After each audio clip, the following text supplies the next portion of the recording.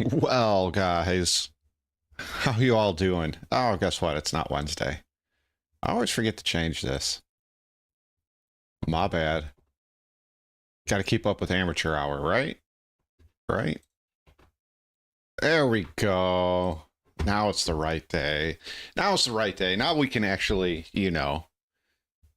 do streaming stuff or something, right? Right? How are you guys all doing on this lovely Tuesday morning? Afternoon for some, I know. JT, I see you. Cosmic, Jim. You know what? I do not like canned tuna. I know I've made this very clear over the few years that I've been doing this. Pagan. I do not like canned tuna. I've had fresh tuna a few times, and it's not bad. It's not my favorite, but it's not bad. It's not bad. It's not bad. I need to go to like a real Japanese sushi house and get food from there. My one of my friends, when he was in college, and I lived in the Chicagoland area, he had a friend that he went to college with that worked at a sushi place, and we would go by there towards the end of the night, when the restaurant would be closing, and he'd get like a whole box full of sushi and bring it home. And I ate a few of them. They were pretty good. They're pretty good. I mean, it's like I said, it's not the first thing I reach for when I'm like, oh, I'm hungry, I want sushi. Just not really my thing, I guess. I'd rather have a big, juicy hamburger or cheeseburger. Yeah. As a matter of fact, I think we're gonna make some burgers tonight. I think that's the plan. I think. So how's everybody's week going so far? I know, Pagan, you've been dealing with some migraine issues. And how was the rest of your stream? I ended up I'm not saying it was boring. I was just tired. I fell asleep during it, and my wife turned off the phone, so you weren't getting a free view anymore. What have you guys been up to? I was going to stream yesterday. I was going to play either, I know, Star Citizen or Stalker 2, but just with... I had some things to do around the house and some online things to deal with for work. And then I have a special guest coming up. We're going to be doing a sit down tonight, so I had to write some questions, and so I'm hoping to get, because I'm going to have to edit it up, right, and then put it on YouTube. So I'm hoping that I can have that available either Friday or Saturday. It shouldn't take too long editing wise, but no, it shouldn't be too big of a hassle. It just takes a little bit of time. That's all. I wish it was Chris Roberts. I don't know how I'm going to reach out, but there's a few of the bigger Star Citizen guys I would love to talk to. Voidy is one of them. Salty Mike is one of them. I'm trying to think of who else I would love to talk to from the Star Citizen community. Dead Leader would be another one. Hey, JT, thank you, man. Thank you. Dead Leader would be a good one. I'm trying to think of who else I would really love to sit down and talk to.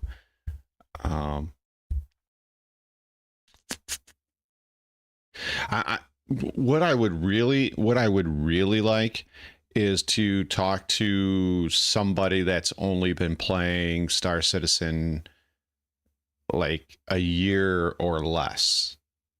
That would be something I would really like to do, is talk to somebody that has only played Star Citizen for a year or less and hear their perspective on it. I think that would be That would be good. I think that would be really, really, really good. But my circle and my Discord circle is pretty small, so I don't know how I would find somebody that's played a year or less. But I would really, really like to have a conversation with somebody like that. I'm trying to think of who else I would love to have a conversation with. I would really like to have a interview with Jonathan Winters. I've looked up to him and what he's done on YouTube for a long time. He would be a good one too to talk to. And honestly, I'd really like to pick his brain on. Oh, really, Pagan? You lured somebody into the cult? Really? Maybe we'll have to set something up with him then. But I would really like to pick Jonathan's brain on master modes and see what he's got to think about master modes. I don't know if he. I don't know where he really stands on it, but that would be a fun talk. That would be a fun talk. I didn't mean like, you know, double cult. So I guess maybe we should react to some videos or something, since that's what we do on this. Noxious, I'm going to assume that's Mason.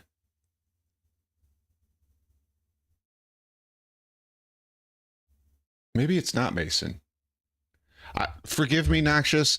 I have a viewer named Mason who has changed his name 35 times ish, give or take. Yeah, and I did see that. We might watch a commercial video on that. We might. We'll see. I kind of got to shorten it down today because I got to do this. Then I got to finish up some of the housework I didn't finish yesterday, and then kids get home from school, and then I got that interview that I'm setting up with. I'm trying to keep it a secret. He's not like a huge YouTuber or anything like that. He's bigger than I am, but I think you guys will enjoy it. Most of you, I'm not saying all of you guys, but a lot of you guys do the industrial stuff. So I think you'll enjoy his enjoy the little interview I have set up with him. And like I said, I'll try to get that out Friday or Saturday. It just depends on when I can sit down and edit it all up. Staggered streaming, shifting goals. Got it. Yeah. I wish I could shift my goalposts as many times as CIG has, right? Like, I don't know, man. I don't have too many goals in life other than just be happy. I don't need to be wealthy. I don't need to be rich. I just want to be happy, have a little bit of free time, hang out with my family, hang out with my friends, and that's it. That's it. Pagan's cats are bigger streamers than me. Yeah, you know, Pagan's cats are bigger streamers than Pagan, right? Pagan's cats have a bigger audience than well, anybody I know, really. I mean, most people go in to Pagan's chat. I'm teasing you, Pagan, but most people go into Pagan's chat, say hi, Pagan, and then immediately hit the button for give pets, give treats, let X cat stream. So, you know, it is what it is, right? It is what it is. Pagan always reaches over and says, this X cat, I forget which one is always laying next to him. I think it's Boots. Is my co-pilot, when in actuality, Pagan is Boots's co-pilot. That's really what it is, right? So yeah, I guess we should find some videos, right? Since this is a React day, right? It's a React day and a React channel. And honestly, I'm not jealous of Pagan's cats. I'm not jealous of Pagan's cats. I should get a pet or something so that, you know, people will pay attention and sub and follow and all of that. And I did not. I might have to add that. We'll see how much time we have. Pagan. Get like a pet on my shoulder or something, just so people will sub and follow. Not for me, but for my pet. I got to find a good one though. So I figured, since all the hubbub in Star Citizen lately has been item recovery, and I've kind of made my thoughts and opinions on that very clear as to what I like and dislike, and it's more dislike than like. And yes, I know it's tier 0, and yes, I know things are going to change, and we got tier 1 and tier 2 to look forward to, but my only rebuttal to that is fresh meat. How many, what's up, Walker?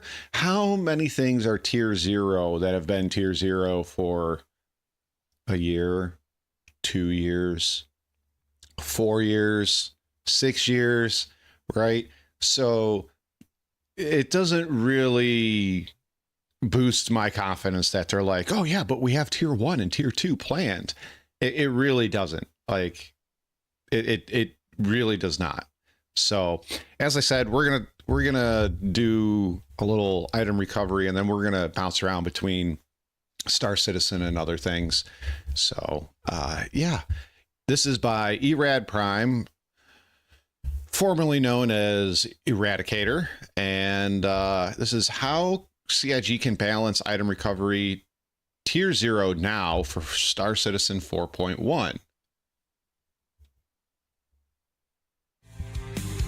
Oh wait, are we talking about, Walker? Are we talking about the paintings that they're giving away because they're closing down the LA studio? But yeah, I don't know, man. Like, I was gonna watch Kamerl's video, so we'll check it out, right? We'll check it out. All right, so Erad Prime, item recovery, how to balance it for 4.1.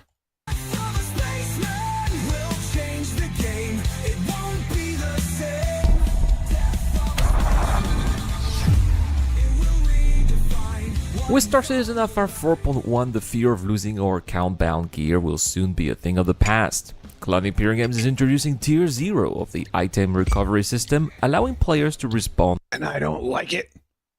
They're giving away free Polarises on the... Oh, really? That I did not know. I'll have to play just so I can get a Polaris and have it wiped with the next update, right? With their equipment intact. Well, because long-term persistence has been a thing for... what, 2 years now? When did 3.18 come out? 2 years ago? Yes, it's been 2 years, right? And long-term persistence is supposed to have been a thing since then, but why on earth do I keep losing ships I buy in game, right? Like, it doesn't make sense. Anyways, let's let Erad continue. While some of the community welcomes this change, others fear that it would disrupt key gameplay loops like looting, player-to-player item markets, and medical gameplay. Yes. In this video, we'll explore... Okay, so first of all, I want to talk about medical gameplay here for a second, right? Because I didn't touch on it when I talked about item recovery tier 0. I don't think item recovery tier 0 affects medical gameplay. Well, actually, it does affect medical gameplay because just if you get in cap, just backspace and you wake up with all your shit, right? But even then, the medical gameplay got severely cut into when basically every ship has a respawnable med bed, right? Like you got the Pisces, the Cuddy Red, the Carrick, the Polaris, the Med Terrapin, right? So that's 5 ships that I can think of right there. And most everybody has a medical Pisces or a Cuddy Red or now the medical Terrapin. I won't count the Carrick or the Polaris just because they're bigger ships, and if you want to pledge for them, you know, it's like what, $600 and almost $1,000. But the other 3 are easily affordable, right? Depending on what your wallet is like. I mean, why have medical gameplay if everything respawns, right? Oh, I forgot the NERSA too, right? So that's six vehicles or ships. So I don't know. They said that was a Walker. They said that was a bug, and is not going to be in 4.1. But we'll see when it goes live, right? We'll see when it goes live.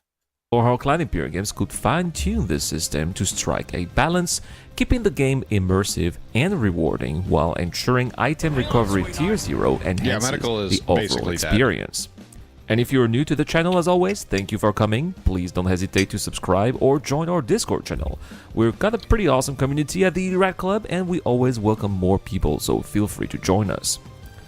Now, while some fear that item recovery tier 0 will make respawning too easy, there are hints that cloudimperiumgames might not make it as simple as it seems. The new loading screen in Alpha 4.1 suggests that medical beds may fail to imprint players, which could have major implications for the system. Well, I want to go back and read that. Major may fail to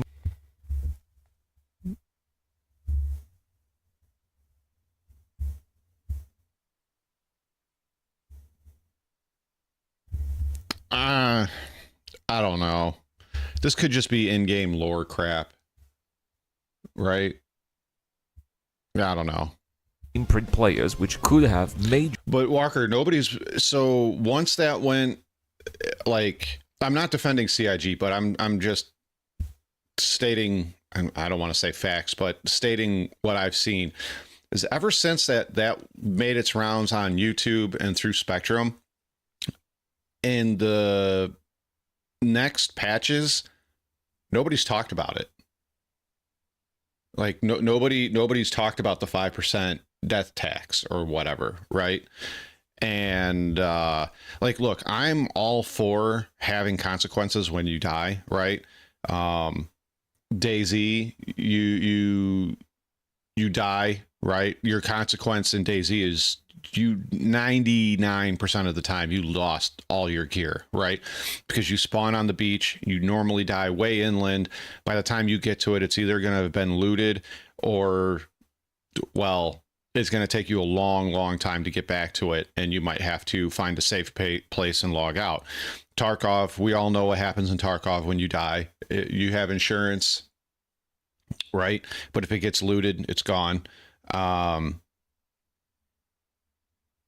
I'm trying to think of some other games out there. Shit, even in Pal World, you die to one of the world bosses. You know, you got to go and corpse run, right? And if you die too many times, you lose. I don't remember. See, I played it when it first came out, so I don't remember if you lost anything more if you died multiple times or not. I can't remember, so maybe that's a bad one right there. Diablo 2, right? I was just playing it last night before I went to bed, and yes, I died. Even in softcore, you know, you lose a large you lose all the gold that was on you, right? And then a percentage of it just disappears to the game. You know, so I think like there needs to be a consequence to dying, but right now in an alpha where you can die because of an elevator or simply falling down the stairs in a station, like that's right now it's a bit excessive to have that. And if you're going to experiment with it, it should not be 5% of your total accumulated wealth, right? It should be what you have on you, and a percentage of that. And since you're not losing it, maybe it needs to be a really high percentage. So if you got, let's just make math easy, 10,000, 10,000 worth of credits of shit on your body, and you die in Star Citizen, then maybe it takes 9,000 credits away from you, right? And we can experiment with that. But 5% of your total accumulated wealth, that's ridiculous. That's ridiculous. Major implications for the system. We don't know yet if this will affect all medical beds or just certain ones, but it could be a deliberate move to balance item recovery tier 0. One of the biggest concerns from the community is that unrestricted respawning, especially in mobile medical beds, could lead to players devaluing their in-game lives. In PvP scenarios, this could mean endless waves of respawning opponents, eliminating the consequence of death and making fights feel less meaningful. Similarly, FPS combat missions could lose some of their intensity if players can return to the action instantly without the risks that normally come with engaging in a firefight. To counter this, cloudimperiumgames could temporarily limit respawning to higher tier medical facilities. Lower tier beds like those found in the Cutlass Red, Ursa Medivac, Terrapin Medic and Pisces Rescue might not support full respawns, while Tier 2 beds in medical clinics, the Polaris, the Karak, along with hospitals... Wait. Erad, what you're calling for is... That's severe. So what you're saying is we need to revert the Tier 2 and the Tier 3 or Tier 1. I forget which way it goes, but we need to revert the mid-tier and the lower tier beds back to not respawning and only healing. Oh my god. What are we? No, we can't do that. We can't revert that back. I mean, they took it away in 3.15 and then they brought it back in, what was it, 3.23? Like, come on, guys. Come on. We can't like, look, I understand this is an alpha, but there are certain fundamentals of your gameplay that should be ironed out and not be flip-flopping back and forth. For example, medical gameplay. For example, the flight model. For example, I'm trying to think of some other things, but they flip. SCU size boxes, right? They went through 15 iterations before they finally got it right. Like, this stuff needs to be like your foundational gameplay. You should already have it in your mind what it's going to be and what it's going, what it is right now and what it's eventually going to be. Not flip-flopping, and then 3 years down the road go, this is what it's going to be, right? You should start at point A and work your way all the way to Z and know that that's the end game, and tell people that's your end game for X gameplay loop or game feature, and not just flip-flop stuff when, oh, look, another ship went on sale. Because that's what it really looks like to me. In major landing zones could remain the primary respawn points. This would add a layer of strategy to respawning and prevent the system from being exploited, ensuring that item recovery tier 0 enhances gameplay without removing the challenges that make Star Citizen so immersive. Of course, a change like this wouldn't come without its own controversy. Let's not forget that cloudimperiumgames has marketed recent medical vehicles with the promise of allowing players to respawn near the action. If lower tier medical beds suddenly lose their ability, players who invested in these ships for that very reason might feel shortchanged. A potential compromise? Well, cloudimperiumgames could still allow players to respawn in those... Now, wait a second. Why does it... Okay, here's my thing. Why, when we only bring up certain gameplay loops, do people feel shortchanged with the ships that they bought, right? Shouldn't I feel shortchanged because the Gladiator that I bought is no longer viable if I fly against a okay opponent in a F7C? Shouldn't Mark II, shouldn't the people that ran out and bought F8Cs be really, really shortchanged because the F7C Mark II and F7A Mark II came out and basically stole all their thunder? Shouldn't Corsair pilots feel shortchanged that they got all their guns taken away, then they are giving them back, but they're all a size smaller? Like, that's like, shouldn't those people feel shortchanged? But medical beds, that's where we feel shortchanged. That's where we feel shortchanged. Like that I don't understand. Like I don't. And here's the other thing too, like the power creep on the ships is getting so astronomically bad that eventually when a 1.0 comes out and they have to start balancing this, it's going to be broke beyond everything, right? With all these ships that, like, the ships that came out 2 years ago, even just a year ago, versus the ships that are coming out this year and the following year are going to be so overpowered compared to all those other ships that it's not really, like, you may as well just melt them and buy all the new stuff. So I don't know, man. Like I don't understand the thinking behind this. Actually, I do. It's, we need more money. We need more money. We need more money. So how do we get people hyped up? Make X ship more powerful than the last ship that we released. It's a bad design when that's how you're trying to get money, and that's how people recognize, you know, to spend more money is new overpowered ship. Oh wait, a year later, new overpowered ship. Gotta buy again. Gotta buy again.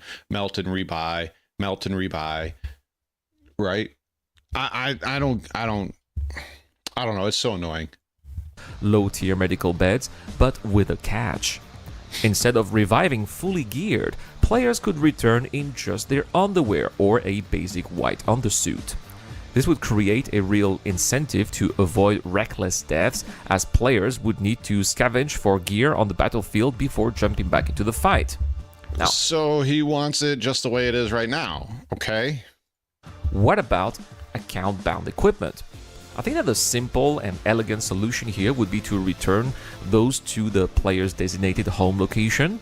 That way, Item Recovery Tier 0 still fulfills its purpose, letting players keep their valuable items, while and also maintaining the intended timer. gameplay balance and giving players a reason to return to their home landing zone.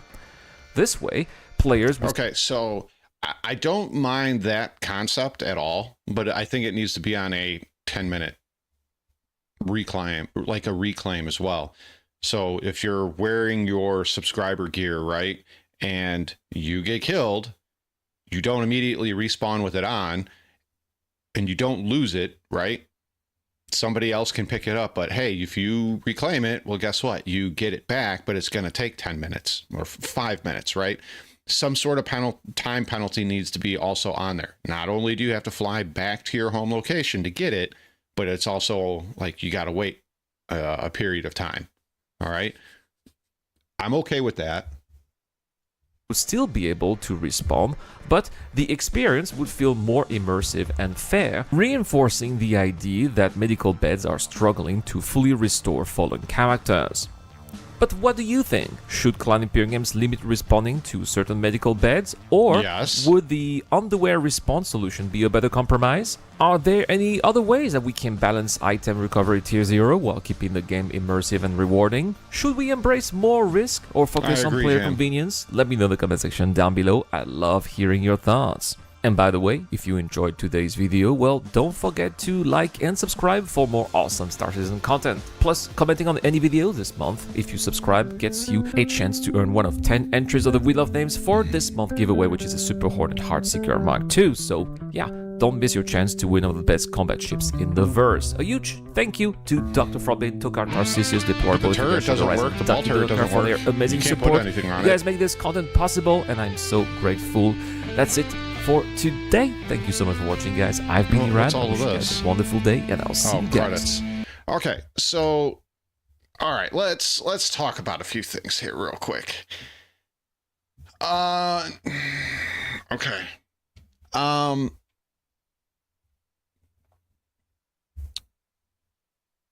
We should definitely have.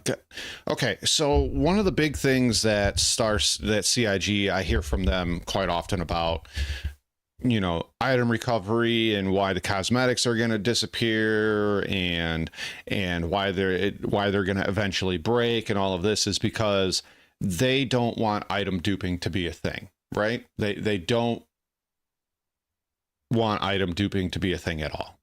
Correct?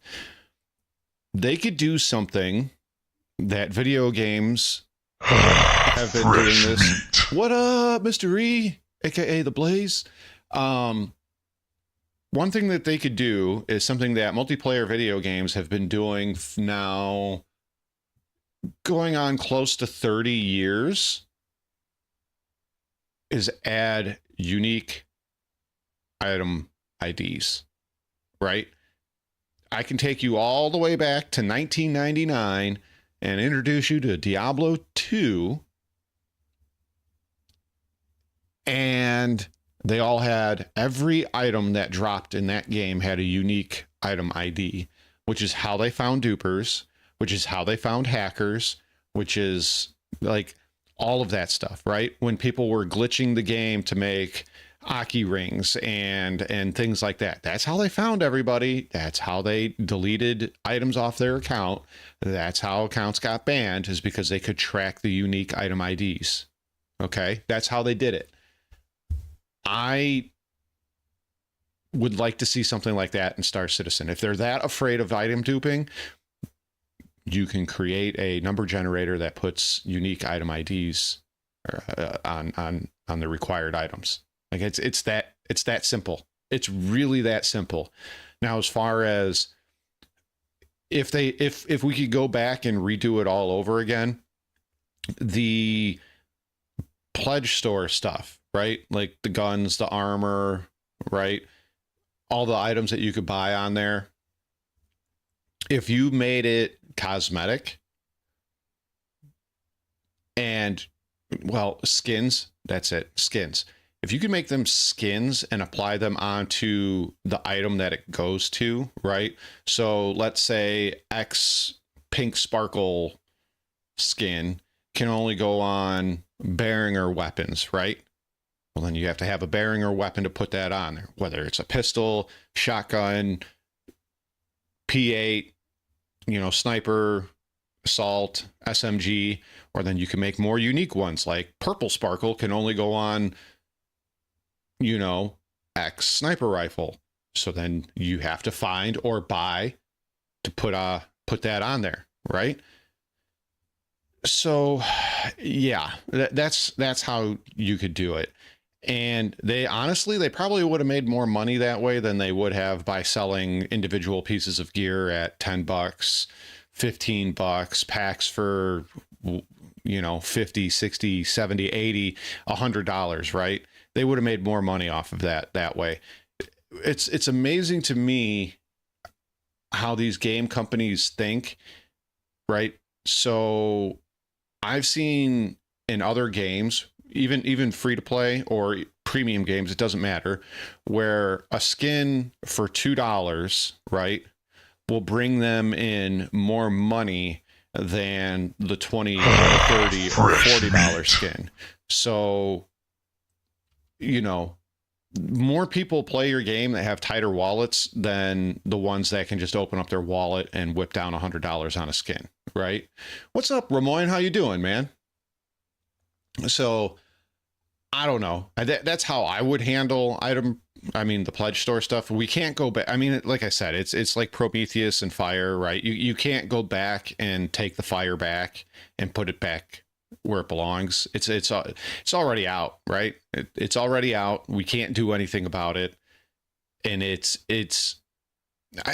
feel that the way they have set up item recovery and what I think they're eventually going to do with LTI and insurances and warranties is they're going to bend the pledge store, or they're going to bend the game around the pledge store, and that's how they're going to make the game function. And I don't think that's entirely right.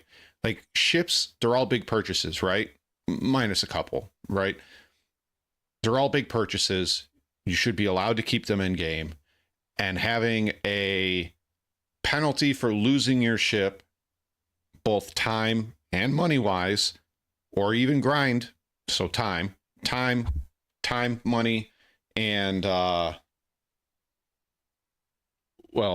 claim time should be implemented, right? So if you have this fantastic Polaris, right? And it gets blown up, you should have to pay money to have it fixed and reclaimed. So that's one. Two, all the components that you bought or did grinding for, you should either have to have doubles in your inventory, right?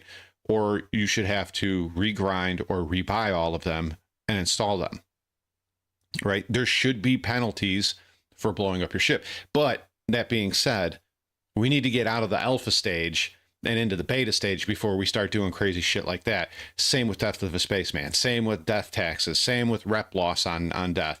Same with all of that other stuff. We need to be out of alpha and well into beta before we start doing crazy shit like that. So I agree with that, Walker. I agree with that. I agree with that 100%. You know, I really do. In game bought weapons and armor, you should be able to claim that, right? I'm on the fence even with like the Tarkov system for Star Citizen. You know, you buy insurance if you die and nobody loots and takes your stuff. 24 hours later, you get it back. But I'm not 100% sure if I like that idea in Star Citizen or an idea like that in Star Citizen. Ships, in-game bought ships, right? I feel the same way. Like eventually, and I know they've already talked about this, you should, if you buy a ship or steal a ship, you should be able to register it, pay for the insurance or the warranty or whatever, and then you can keep that ship or be able to claim it back, right? So, right, and I'd also like to see, this is going way down the theory crafting rabbit hole, I would like to see salvage yards. If I have a stolen ship, like a Cuddy Black, right, I would like to be able to land that there, go to a terminal or to a person, I'd much rather a person, and say, hey, I have this Cuddy Black that I just stole. I don't want to register it and I don't want to pay for the insurance on it. So here is X ship. I'm going to sell it to you so you can turn it into salvageable parts or take the components, or even you can sell it yourself. This is to an NPC and they pay me for it, right? Obviously, I don't remember how much a Cuddy Black costs in the new pricing system. I haven't paid attention and I don't really care.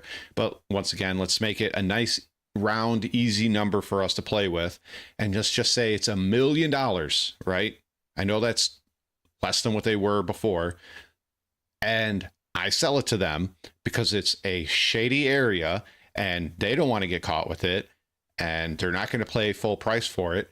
Yeah, it's worth $1 million if I were to buy it new in the store, but because I'm selling it at a salvage yard, they only give me $400K. 450K, something like that, right?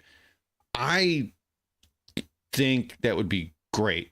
But once again, like that being said, I'll touch back on armor, weapons, tractor beams, backpacks, things like that.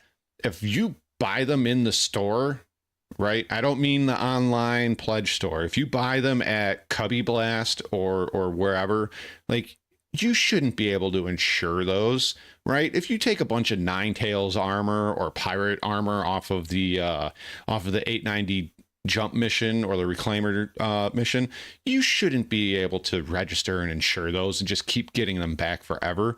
Like, if you lose it, you lose it, right? There's got to be some give and take with this. But pledge store items, I agree. Claim it. You lose a little bit of money on it. You lose a little bit of time waiting for it to come back. Same with the ships. In-game bought ships, I don't think you should just get free reclaims on them anymore. Once again, this needs to be done in a beta, not in an alpha. But if I buy I don't know, I'm trying to think of an in-game. If I buy a C2 in-game, right? It shouldn't just be I buy C2 in game. I have it forever, push claim whenever it is destroyed. I should have to register it. I should have to pay for insurance on it. And then I can claim it when it gets destroyed, right? But hey, I'm just some guy with a microphone and a camera, you know, That's it. I play video games. I don't create video games. I don't develop video games. But I'd like to think that I have enough taste to know what a good game is, or what a good function within a game is, right? So, okay, if you do, right, so they've already, how do I put this, Jim? We can't get around the pay to win with the pledge store stuff right now, right? So even tier 1 and tier 2 of item recovery, or even ships, it doesn't matter. They're always going to be better than buying the ship in game or buying the armor in game, right? We can't take that back. How you can make it better than, right, the pledge store stuff is when crafting comes to the table. Now, once again, this is far off in the distance, right, in CIG standards. But if I can craft a weapon that does, let's say, for example, I craft a sniper rifle, forget what tier it is, I don't care, and it has the ability to, it does more, I don't know, let's say they start doing energy, kinetic, blunt damage, piercing damage, stuff like that. I craft a sniper rifle, and I have the components and the blueprints to craft one that has, like, it does more kinetic damage and it has more piercing. That should be better than just the default sniper rifle I buy off of the wall at Cubby Blast, right? So if I can craft a better sniper rifle, I might be able to, let's say, 2-tap somebody in the chest because of the piercing and the kinetic damage that it delivers, right? But if I buy one off the wall and I shoot the same guy in the same armor, it should take 3 or 4 shots in the chest to put him down because it doesn't have the same stats. But that's going to take, I mean, that's way down the line. And the same thing goes with off the wall bought components, right? If I buy coolers, let's not do coolers. Let's say I buy shields off the wall, right? It gives me standard recharging rates and a standard, like, maximum amount of shields I have. If I craft one with the right blueprints and the right materials and everything else, then I should be able to have faster recharge and maybe 5% more shields, right? At X level. Eve is definitely a success. I'm sorry, but I hard disagree with you. Hard disagree with you. Hard disagree. Game's been around, what, 20 years? And it still hits between 10 and 40,000 players an hour every day. I'd say that's a success. I'd say that's a super success. I'd say that's super success. CIG claims that they have 70 or 210,000 players that log in daily. So I don't know. We can't get real stats out of them. But anyways, let me stop talking about item recovery and we'll, oh, wait. Let me get back in the to next this. time. I forgot to do this. This would be very unprofessional of me. There you go.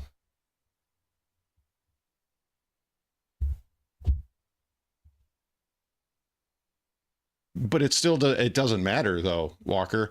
Even if that's true, they're making enough money to keep they're making enough money to keep the servers on, keep them producing new content. They just dropped a FPS thing, and like, it's hands down a success. Hands down a success. What's up, Canop?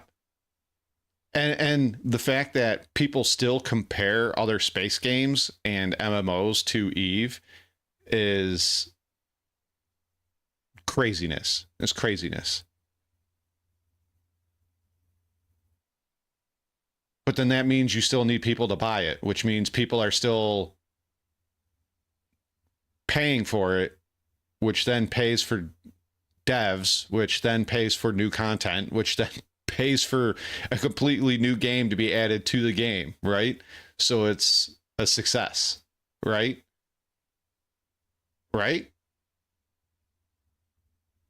I mean, it's like you can't, you're it's a success.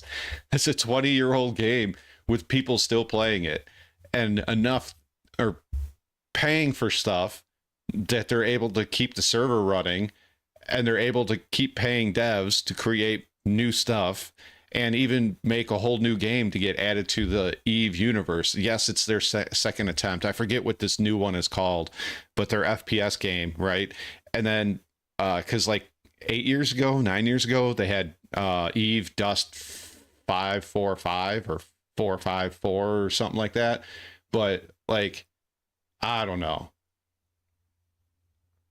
I mean, I could say Star Citizen isn't a success because I have 122 friends and only 4 of them play.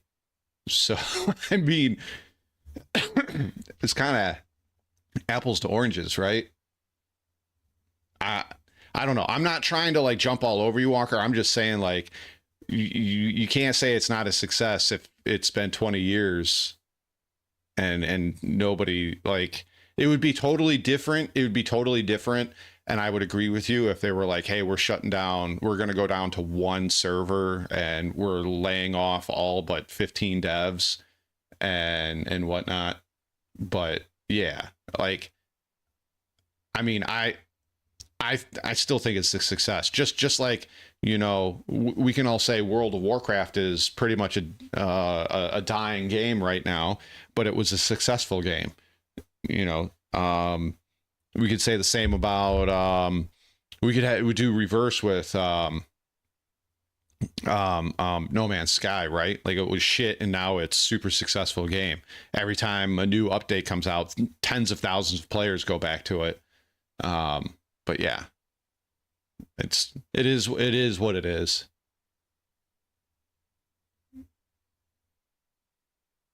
I mean, that's the risk you take when you buy stuff in a game, Walker. Like, that's the huge risk that you take when you buy in-game items, right? Even with the what's it called, RMT, right? Any game that has RMT in it, the huge risk that you take is that whatever you buy that you eventually want to sell off or trade or whatever, it's not going to be worth as much. So, right. What was I doing? Right. Back this way. What shall we do next?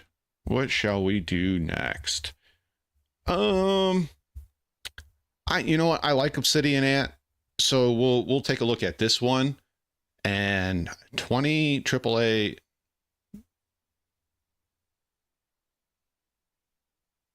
I'm not sure about that title.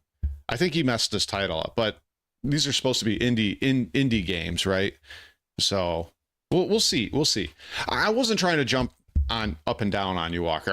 And I don't think anybody else was. I think we just have way differing opinions on the whole Eve thing.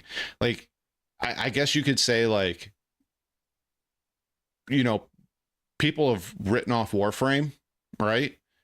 Warframe is what, 11, 12 years old now. It has a higher player count than Destiny 2 most of the time, and is smashing. Oh, what was that game that was like Destiny and Warframe? It had super expensive skins, and everybody wanted to play the rabbit chick with the jiggle physics and the super skimpy costumes. First Descendant.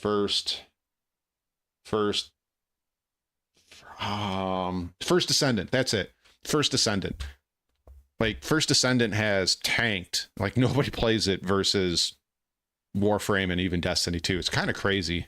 It's kind of crazy how a new game, like 2 years old, 1 year old, something like that, can't even do that. Yeah, exactly, Canop, exactly. All right, so indie games beating 20 indie games beating AAA. I think that's what he meant to say.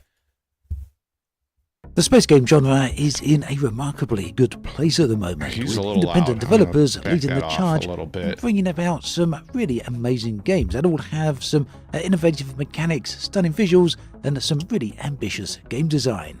Right here then, we've got a comprehensive Let's list see. of Let's 20 see. notable indie space games that really are making... I'm a sucker for space games, and I think it started with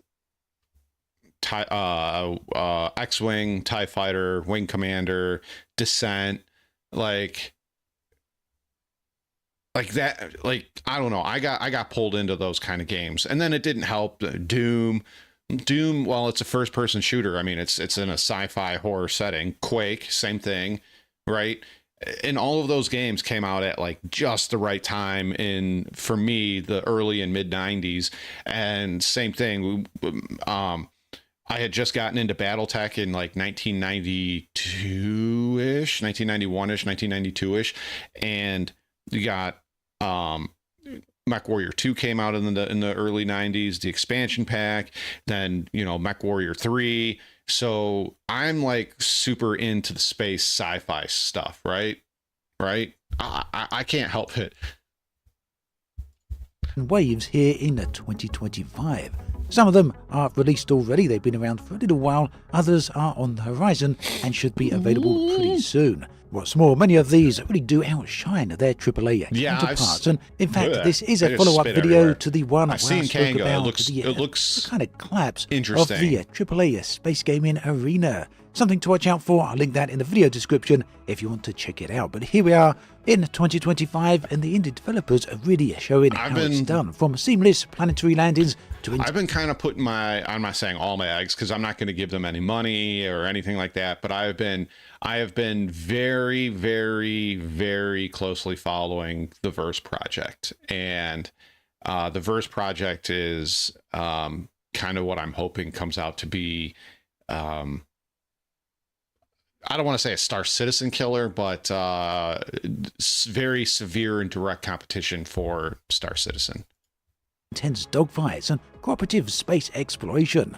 These titles showcase the creativity of small development teams. This is tackling Kanga, I think. The final frontier. And we'll start with X4 Foundations. This is by far Everybody the keeps oldest telling me I need to franchise play this series game. in this list. It's been around since the late 90s. It's made by Egosoft. There's been a number of games within that franchise now, X4 Foundations being the latest. Now this one released all the way back in 2017, but it has had quite a few updates since then. Some of them free, others paid. This is easily one of the most, if not the most, expansive space game out there. If you're interested in space Everybody sims keeps in telling any me way, I need to try then this game. This really does I have haven't yet. everything you'd expect to see in a traditional space simulation. From trade to combat, from bounty hunting to exploration, you can build your entire I don't know what a empire GOG within this count game, is, so expanding no. across the stars with space stations, massive fleets of ships, including capital ships, and if you just want to, well, be a kind of a peaceful player, you can go out there and just mine to your heart's content. The galaxy here really is your oyster. I heard it becomes X4 more there of a really does spreadsheet represent simulator the cream of the crop, the and further is you get probably into one it, of the best and the more space powerful sims you out there. become. Do check it out. Next up, we come to Kanga. Now this is somewhat of a testament to Atrox what Imperium? a small I'll have independent to check team that can out. actually achieve in this genre. It is an early access title, and it offers some very impressive seamless solar system recreations here. This is at a scale not quite of 1:1, but of 1:2, which means it's actually scaled at 50% of their real-world counterparts, and that in itself is actually massive, much larger than many other games out there, including the large AAA titles such as Star Citizen and Starfield, which have much smaller You're not players than wrong, this. Mason. So what we got here is absolutely no loading screens whatsoever.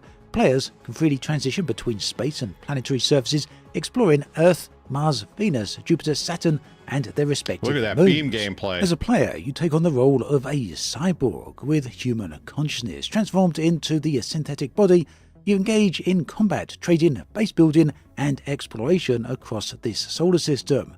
Now, what really does distinguish Quantico from other AAA titles out I'm there not sure how to is pronounce the it. Is it technical Kanga? achievements here. Seamless planetary transitions without hidden loading screens. Now, a few AAA titles do this. Star Citizen is the notable one. Very few others have actually accomplished this. So seeing it done by a small indie team is something that I personally found very impressive. The game incorporates both first and third-person combat systems, a big range of vehicles, although some of them seem to be placeholder at the moment, but nonetheless you get the gist of what they're aiming for. There's a nice range of spaceships and anti-gravity craft and fully explorable planets as well. The game, of course, right now is still in very early development, but you can try it out. Links in the video description. Moving on, we come to Jump Ship. This one is not available just yet, but I was very fortunate enough to get access to it around about 2 weeks ago and did a play session with the developers. The game itself then is developed by an independent studio. They're called Keepsake Games, and it comprises of veterans from both AAA as well as indie backgrounds. It is an ambitious title, and it's all about multiplayer, an immersive environment where teamwork is all about working together, and it's there for survival. Now, in this game, you won't find yourself taking part in classes and leveling up. Instead, you take part in a team, and you can all get involved in a variety of different activities on board the ship, as well as in the first-person environments. So the game's one of the game's most impressive features is the... Supposedly, they're finishing up the last waves of beta, and this is going to be released this summer. Supposedly, it was supposed to come out winter of 2024, and then it got pushed back. So this, I'm hoping it eventually comes. Like, I hope it comes out like soon, because this game looks like it could be a lot of fun. My only gripe with this game is in the trailers they show pineapple on pizza. No.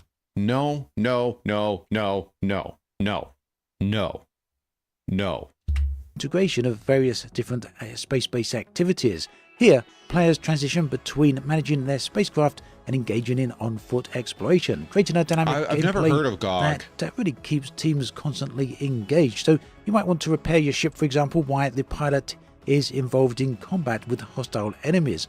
Another person that's pretty cool. might be running around the ship trying to prevent fires, while the fourth person is sitting on the turrets helping out with the combat. In short, every player here plays a vital role, managing power systems, handling navigation, or coordinating during crisis situations.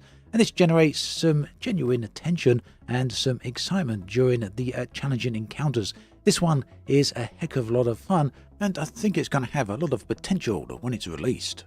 Moving on to some spaceship dogfighting games, we come to HunterNet Starfighter. This game... I've heard about it multiple times. I first heard about it through Jonathan Winters way back when. I still have not bought into it. It's another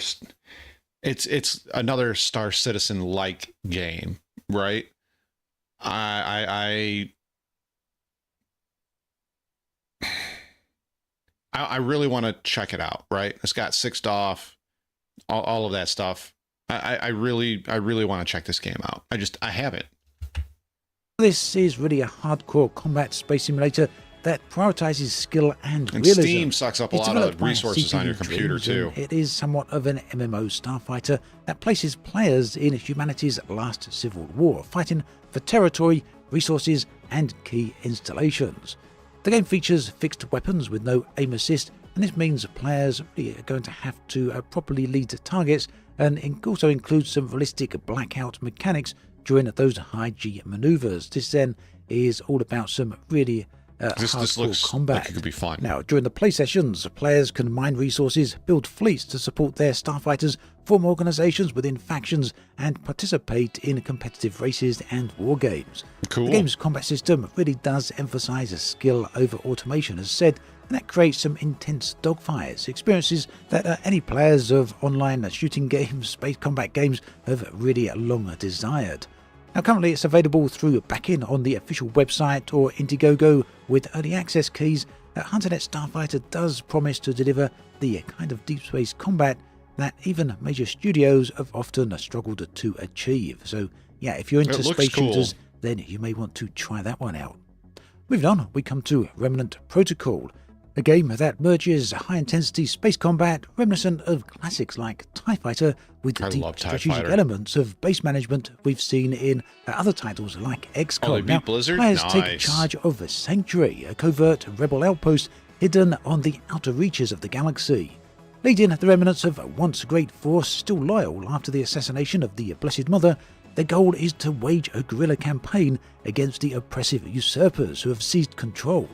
Gameplay blends capital ships look fast-paced cool. dogfights in customizable starfighters with resource management, ship production, research, espionage, and alliance building. A standout Cool, feature here cool. is the game's dynamic galaxy with various factions This who sounds compete for interesting. dominance in the wake of the power vacuum. It's not left just by the dogfighting, like you have to assassination. manage a bunch of Because stuff too. of the way that So this it's like, game is set up, what? A it means dragon? that every decision that the players make will ripple outwards and therefore influence the game as a whole. There's not a whole lot of details on this title beyond that because it is still in development, but it does have a planned release date for 2025. Interesting. Now, next up, we come to the strategic space combat games, the RTS type games, and the grand strategies. I do like RTS games Let's start as well. with one of the most Stellaris is fun. I'm trying to think of another RTS game. I liked all the Total War. I stopped buying Total War games after Shogun 2. Not because I don't like them. It's just I have so many Total War games. It's unbelievable, right? I have so many Total War games. It's ridiculous. I really liked Command and Conquer, Warcraft, Starcraft. What was the World War II? Company of Heroes 1 and 2. I haven't played the third one yet. I really like those games. highly anticipated of I'm this not that batch, great at 'em. Fallen Frontier. Company of Heroes, I got pretty damn good at. This one has been on the horizon for a very long time. Hopefully, it's going to make the release for 2025. The game has a very interesting navigation system that allows players to seamlessly zoom from broad strategic overviews to detailed combat areas while action continues throughout the That's map. cool. So yeah, That's cool. combat continues all over the solar system here, or the solar system, depending on where you're situated. So this is a feature that could really redefine expectations for space RTS games going forward. I'm not going to go into too much detail about this one because I've spoken about it many times before. Suffice to say, this one is highly anticipated I suppose you're right, and Cosmic. very much at the top of my radar. Star Miner blends space exploration, This one I've been RTS, hearing a mining, lot and about, too. defense elements into a unique combination. It's set for release later this year and is another one of those titles that I was fortunate enough to get my hands on back in December. Now, this I'm not game interested is in this very game, but interesting if you guys indeed, are, and it's like, quite a unique take on looks- the overall space. I mean, it looks a space pretty sim good, but genre. this really. is not my. Players begin this is with a not my- modest ship, my as thing. you might expect with this type of game, and they're tasked with locating and mining valuable minerals from asteroid fields and scattered debris all throughout the map. And this can Scattered include debris. abandoned spaceships and abandoned space stations. The game then goes beyond simple resource gathering to include combat It and looks space good. base and building. it looks So yeah, you very can in build your own depth for spaceships what it and your is. own It's just stations. not You kind of my start small thing, and right? then keep expanding. Throw in a mix of Newtonian physics and you end up with a pretty good blend of gameplay here. Looking forward to seeing this one coming up later this year. Now, if narrative-driven space adventures are more your thing, then there's a few titles Vespri? here as well. We've Vespri? got Project Vespri. This one is built in the Unreal Engine 5, and it creates Ooh, an pretty. atmospheric experience combining really Character models look beautiful cool. visuals with a really in-depth narrative design as well. So the story here branches based on player choices, and that will lead eventually to multiple potential outcomes. What makes the game here Interesting. particularly interesting and hopefully quite different is its attention to a scientific detail while maintaining the dramatic tension. The backdrop itself, the planet Venus, provides an integral part of the story, with the hostile Venus, environment huh? constantly influencing both gameplay and the narrative developments. So while it's not technically a space game, you won't be flying around in spaceships after all, this is definitely a space sci-fi game, and if Okay. you're interested in stories, then this is certainly one to watch. Moved on, we I'll have to come give it to a shot. Citizen Sleeper 2. This one follows up on the critical success of the original, and it continues the dice-based tabletop RPG-inspired mechanics, and all set in a gritty sci-fi world. The game's mechanics revolve around a dice-based system where players roll to fulfill prompts and manage their energy bar, creating a rather unusual blend of resource management and narrative exploration. Once again, It is probably an indie not title, my thing. and one that demonstrates how smaller teams can create deep emotional experiences in a space setting without the massive budgets of AAA productions. The original Citizen Sleeper was highly respected. It got garnered a lot of interest and a lot of positive reviews. And despite what may on the surface appear to be fairly simple visuals and fairly simple game mechanics, it's all blend together it's a to cool tell concept, a very but not my thing. story. I like the animation, though. The sequel follows those very And the graphics look cool, too. I will say that. Not releasing just yet. Exodus is one coming this further is one down that I've the been line. also Now, looking forward this to. title is potentially not really an indie title. It is kind of a AAA title in many respects. It's coming from a AAA talent, from a brand new studio, and quite obviously has a big budget. But we're going to put it in here regardless.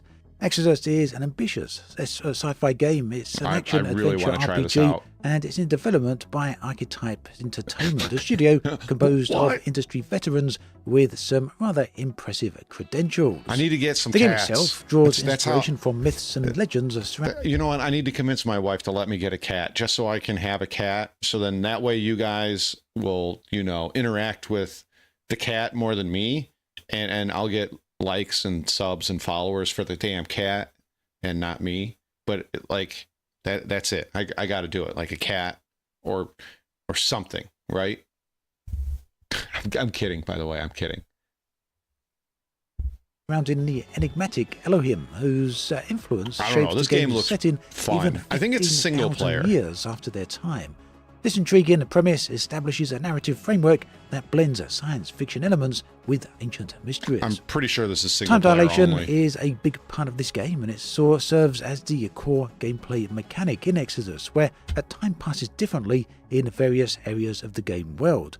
And what this means is that decisions you make in one part of the game, the you can return to hundreds of years later to see how they played out. Whilst hundreds of years will have taken place within the universe, only very little time will have taken place for you due to that time dilation game mechanic. It's a game that has drawn more than a few comparisons to Mass Effect, and the debut trailer unveiled at the Game Awards 2023 provided players with their first glimpse into the richly detailed universe. And the involvement of actor Matthew McConaughey really will be bringing some pretty hefty talent to the project. Starship Simulator is a space I heard good things about this one, too. Perhaps one of the most interesting space sims out there. Quite obviously, I heard a lot of really good things about this Star Trek franchise. It really does represent a meticulous approach to space exploration gaming, offering players the opportunity to command their own deep space vessel with unprecedented detail and realism.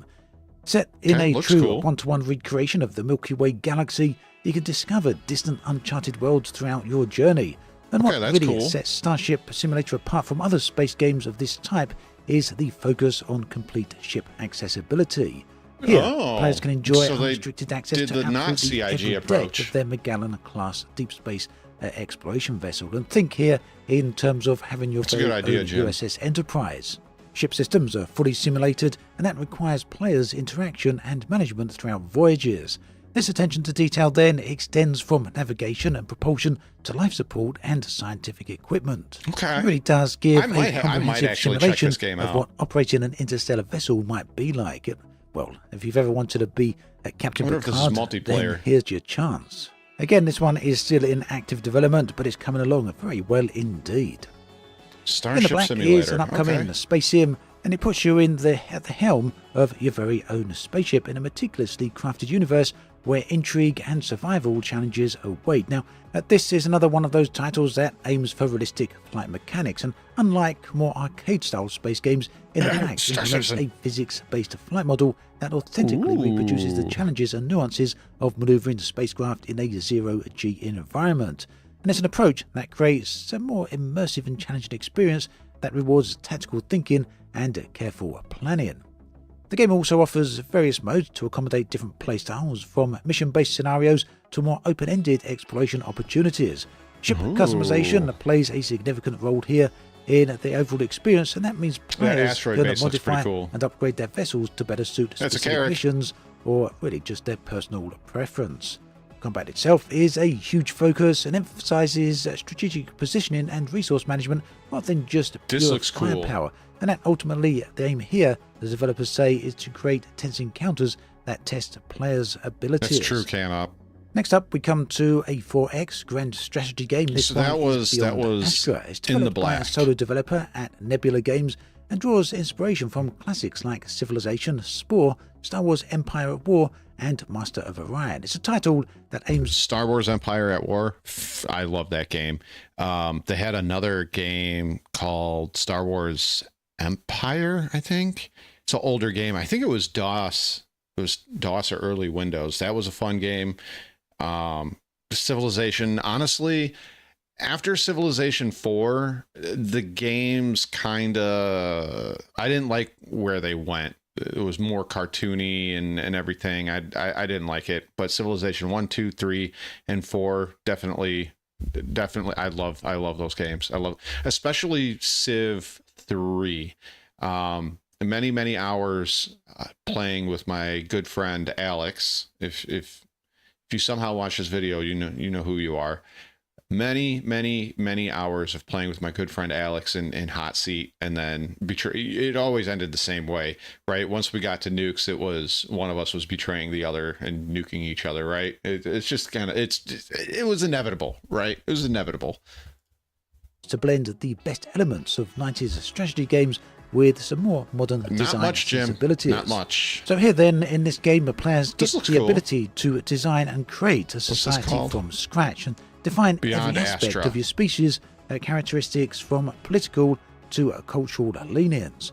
Players then can determine their I mean, it's species' cartoony, climate but adaptation capabilities and looks consciousness cool. level before guiding their civilization through 3 core skill trees, and these are science, culture, and religion.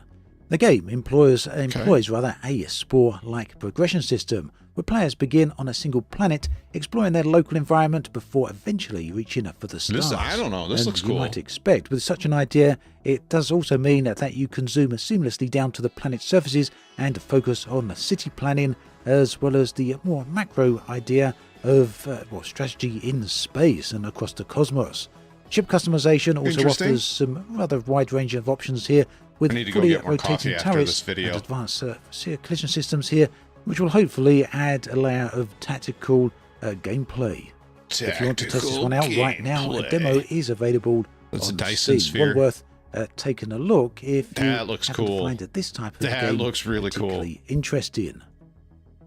Annihilate Astra. the Expanse is another strategy title. How many more This do we one got is an left to go? RTS rather than a grand strategy, and what makes this one particularly unusual is Beyond the the stars. sheer massive scope of space battles.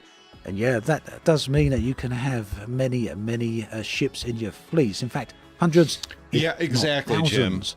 Story-wise, players experience a single-player this looks campaign cool. that contains 3 distinct playable factions and numerous sub-factions as well. The core gameplay loop revolves around base building and fleet composition, with an emphasis on constant production that maintains uninterrupted action. This seems like And yeah, like I say, what that means Command and Conquer is in hundreds, space. if not thousands of ships, as Right? the ships constantly This looks keep cool. I could respawning. play this. So rather than focusing on individual unit control, players Damn. here make decisions about resource allocation, base development, and broad tactical directives. And essentially, that means you're relying on the AI of your fleets to execute effectively in the This combat looks pretty situations they good. find themselves in. Annihilate the Expanse is available right now. It's available right now. Perhaps one of the largest I'm gonna have to check this indie space games could be arguably Space Engineers. Okay, before he goes any further, I'd first like to thank JT for he sent this my way, Space Engineers 2, and I was super excited because like a month after he sent it to me, it was releasing, right? The early release was coming out, and I was super excited for it because although I never played Space Engineers 1, I heard an amazing amount of super good things about it. I just couldn't hear enough good things about Space Engineers. A lot of my friends play it. Pagan, Moon, Grumpy. A lot of people play it, right? I have not played Homeworld either. I really want to play Homeworld. There's a lot of games I haven't played that I'd really like to play. Just not enough time, right? And money to buy games over and over again. But Space Engineers 2, I was really looking forward to. And then it came out and I downloaded it. And then I realized all you get is 40 tiles, an asteroid, and a spaceship. And you can't really do much else other than that. And then I looked at the roadmap, and in order to get the things that we had in Space Engineers 1, along with multiplayer, we're going to have to wait 3 years. 3 years. 3 years. I am super pissed off right now, right? And I feel bad for JT because JT sent this to me, and I really wanted to play it. I really wanted to play it, and I really wanted to enjoy it. I wanted to enjoy it to the point where I could uninstall Star Citizen, right? I know that sounds really mean, but I wanted to enjoy it like that. And I'm upset that I'm going to have to wait several years for it. But Obsidian Ant here has given us a lot of games to look forward to that aren't out yet, or games that are out yet, like Annihilate the Expanse apparently is out, and Beyond Astra is supposed to be coming out soon. In the Black looks good. Starship Simulator I really want to try. Exodus, of course. Citizen. This one, Project Vespari, this one looks like that game I played called Nobody Wants to Die, and I'm when it's cheap I might pick that up and do a playthrough of it. Star Miner, no. Falling Frontier, no. Remnant Protocol sounded interesting. HunterNet Starfighter I really want to try, right? Like, really want to try that. Yeah, only 3, right? Yeah, only 3. 3's better than 15. Yeah, that's how I am too, right? Like, I'm, and that's the other thing. Like, and there's several games coming out that I really want to play. Now, my summer and going into fall could be very, very busy and time consuming for me. And I'm going to keep you guys updated because my channel might go dormant a couple weeks at a time during this time period. And like I said, I'll keep you guys up to date, and I'll explain to you everything that's going on when I have more information, right? I'll just leave it as family medical stuff, and then that's where we're going to leave it at. But Dune's coming out, Jump Ship's coming out. Some of these other space games are coming out that I really want to try, right? Like there's so many ones, there's so many games that I want to try, and Space Engineers 2 was one of them, and it really, like, it killed me that I'm going to have to wait that long. Space Engineers 2 is also available now, and That's this true, is really Walker. ultimately aiming to expand upon the original. Now, this sequel does follow from the same core concepts that the original game had, which means in many respects some people may find it... Maybe it's me, right? But I was thinking, right? I was thinking that since Space Engineers 1 had already come out and it was a successful game, right? That Space Engineers 2, while it was going to be early access, would still have a lot of the core functions available from Space Engineers 1 into Space Engineers 2. But apparently I was wrong. I don't even want to touch the Assassin's Creed Shadows subject, because no matter how I say it, it's going to make me sound like an ass. it to be essentially the same game, but there are a few significant changes here. One of those is the new 25cm unified grid system. That means that you've no longer got different sized blocks. All of them work fundamentally are the same size. And this means you now really have wanted a new to play this. precision level of building. So yes, that means a new seamless combination of blocks for more complex builds, and that should hopefully ultimately give players the tools to create everything from starships to space stations with remarkable detail and functionality going way beyond what was possible in the original title. Space Engineers 2 is available right now in early access, and it's releasing a bit by bit, vertical slices one at a time. Vertical Slice 1 has already been released. Yeah, I mean, I can understand that, of the Walker. game. I can Later on, understand we'll that. see other vertical slices which will deliver more gameplay and more environments, including planets and planetary surfaces. Oh, that looks cool. Spacecraft is a relatively newly announced title, and at this point in time, we don't know a huge amount about it. It is an online space exploration game. I have and not it played also one. Features build-in. The game's narrative unfolds in the year. Grumpy and I had a conversation. So last night, right, I finished up. I still have more questions to write for my interview that I have later tonight. But I how do I say this? I needed to take a break from the day, right? So I loaded up Diablo 2, and I was talking with Grumpy, and we were talking about Space Engineers 1, Space Engineers 2, some of the different things that are in them, some of the things that they've talked about that didn't make it into 1, that's going to make it into 2. And while I get why it's behind, I guess just, how do I put this?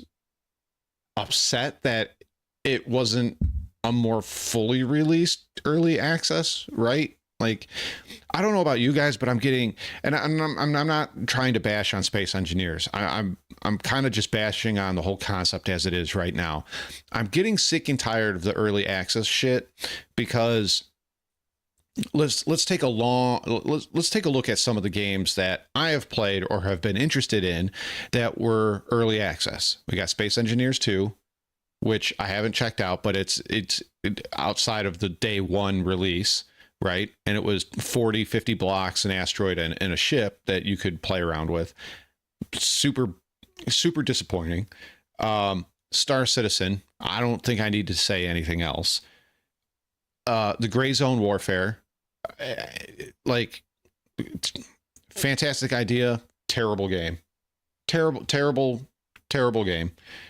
Some of the concepts are cool and could be expanded upon, but for the most part, terrible game. Forever Winter, like, I had high hopes for that game, and then I saw it and I watched people play it, and I am so glad that I decided to wait to buy that game, because it plays like shit the last time I was checking it out. And I'm getting so sick and tired of early access games that get released and they're like, yeah, great, buy our game at half price or damn near full price, but now you got to wait 2 years, 4 years, 5 years, 8 years, 10 years before the game is out. I'm not like, no, No, I'm not doing it. I'm not jumping into all these early releases. I'm not doing it. I'm not doing it. See, for me, it was CIG, and it was I forget the Madfinger Games. Yeah, Madfinger Games, and I forget the studio that released Forever Winter, but those like really ruined my perspective on early release games, to the point where if a game says it's early release, I will wait until after the early release to see how it's playing, what's going on in the game, before I buy it. And if it's shit, I'm not gonna buy a shit game and sit and wait for 2 years for it to get good. I'm not doing it. 2350, where humanity faces an existential crisis after accidentally awakening powerful machines called tripods. These formidable entities, nothing to do with the H.G. Wells series, of course, instigated a century-long war that brought humankind to the brink of extinction. Just as all hope seemed lost, a mysterious message provided coordinates to a hidden portal leading to an uncharted galaxy. You guys getting static? Many survivors I'm getting escaped static through this gateway, seeking a new beginning in the vast unknown of space. The gameplay apparently is going to centre around exploration across solar systems and planets using faster than light travel, and this should allow instantaneous jumps between distant star systems.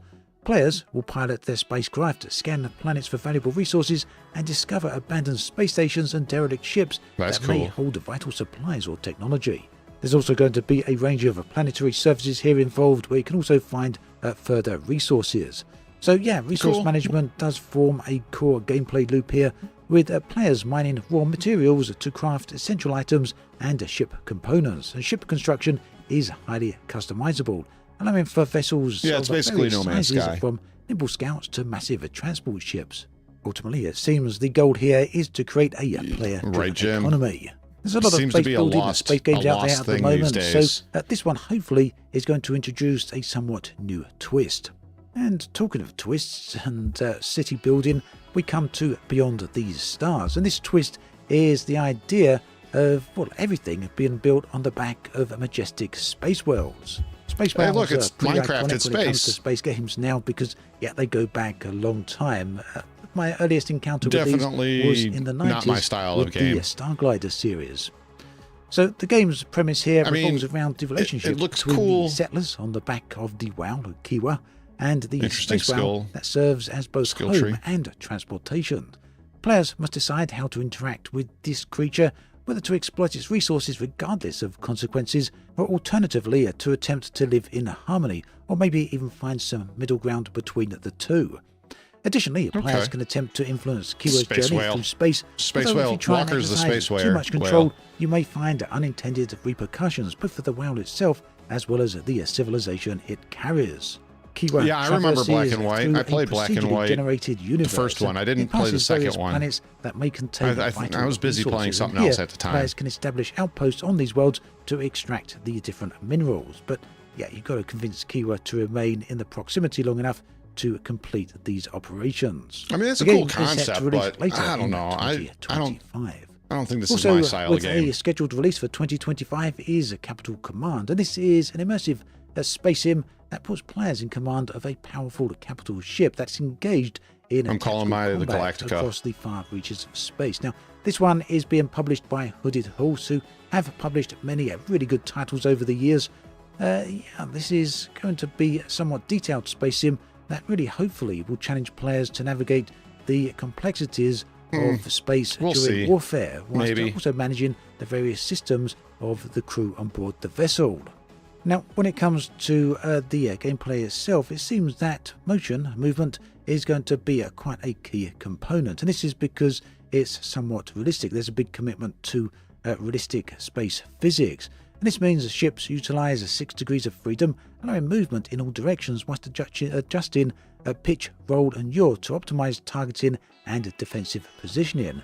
That also means players must embrace inertia in the vacuum of space, either manually adjusting thrust vectors or utilising automated navigation systems to move. I mean, this could be cool, but this is, I think, a little too The game also features slow procedurally paced for generated my campaigns that continuously challenge the players with various imminent for threats, what I'm whilst looking also for. But presenting opportunities to I don't acquire know. resources. It could be and cool. new Maybe I'll pick it up equipment. on a Steam Fragile or Existence is GOG. another ambitious space game GOG coming from sale. publisher Hooded Horse. I don't know Set in the anything. year 2713, the game presents a grim scenario where Earth and the near-Earth territories have been virtually annihilated by an unknown enemy. Players assume Are the they command of Tyranids? humanity's last remaining Cylons? fleet, tasked with ensuring the survival Terminators? of the species against seemingly impossible Xenomorphs? odds. What makes Fragile Existence particularly interesting, potentially at least, interesting. is its seamless integration of space and planetary gameplay. Ships can travel between planets without loading screens, moving in realistic orbital spheres when around planetary bodies. Oh, The that's freedom cool. of movement then really does create some additional depth as players position assets throughout the star system. When deploying to planetary surfaces, players utilise traditional RTS controls to direct ground units and establish bases. Oh, These that's cool. groundside operations focus on gathering resources to build new units, upgrade existing ones, construct settlements, and replenish fleet supplies. You'll then have direct interaction between orbital fleets and ground forces. That's really cool. Keeps things rather unique. And Combined arms unusually type interesting game. here, That looks doesn't it? cool. It seems that rather than expanding outward, as is traditional for 4X games, Fragile Existence requires players to take their empire with them, managing passengers and crew's happiness whilst balancing the loyalties of various factions aboard the fleet. No specific set release date for this one just yet, but it is looking does look for cool. a 2025 window. What is that called? Fragile Lastly, Existence. we come to another RTS game. This is called Error 1. It's a title that blends real-time strategy elements with extensive ship customization. And it seems that the ship Are they customization modular? is pretty comprehensive here. Players begin with a primary core ship, or a base and expand that by assembling modules referred to as Oh, they got a modular in system. Three-dimensional space to create capital ships, stations, floating bases, and even space cities. Oh, Different module cool. types serve specific purposes. Structural modules provide customization options, for example. Dedicated modules look, handle resources and energy production. Obsidian Ant's done a good job here. He's really gotten a lot of really cool looking titles modules are used and to put them manage together in one population, video. weaponry, and subsystems. Classified as a spaceship builder with a survival game set in an RTS environment, Era 1 balances creative constructions with combat. This one looks visually very nice indeed and is currently scheduled for release in July 2025. No list of Annihilate the space Spans games would be looks cooler complete than without that. mentioning Everspace 2. This is one of my Everspace favourite 2 space games of the is lot. pretty cool. This It's alongside fun. perhaps X4 Foundations. Everspace is a really nice combat looter shooter set in a fantastic space environment. Not going to talk about this too much in this video because I've spoken about it many times before, but I did want to mention it. It's 100% essential to include this because it's really fantastic. Do check it out. It's linked in the video description. So there we have it, a long list of different space games available from indie studios, and it really does, to me at least, indicate that space games are going through somewhat of a renaissance yet again, thanks to the efforts of various different indie studios. Whilst some AAA space games have fallen by the wayside and not quite lived up to hopes and expectations, it seems that indie studios are Everspace reminds me a lot of the old Descent games. At least I think so. Let me know what you think about all of this in the comments sections below. Thanks for watching this rather long video all the way through. Yes, thank you. Honestly, I agree with Pagan. He put in a lot of work. He puts in a lot of work in videos like these, and I really appreciate it. Here, you guys, that's for you guys. Check that out. See what some of your favorite space games are coming out that he covered, and you know, we can share some opinions back and forth in the Discord. I don't know. Like I said, I'm really looking forward to. I want to try X4, Kanga, maybe jump ship. Yes, please. HunterNet Starfighter want to try out. Remnant Protocol looks interesting. I like the base building and then like going in first person and, well, not first person, but going in your ship and doing combat. That sounds really cool. What is this one? Falling Frontier. That one looked interesting, but not as good as some of the other ones. Project Vespari. That one looked very interesting as well. Citizen Sleeper, I'll skip. Exodus, I want to check out. Starship Simulator has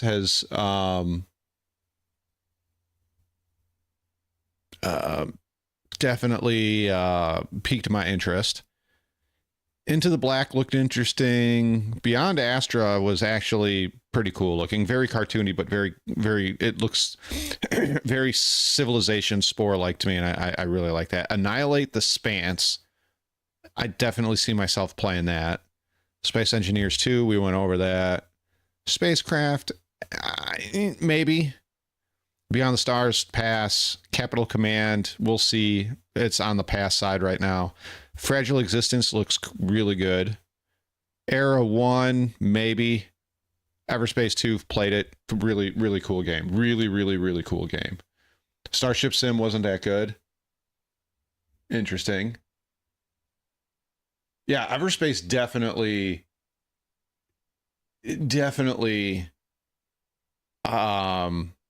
reminds me of Descent. Like I really like it. Camerl is really good. Fat I like. I really like.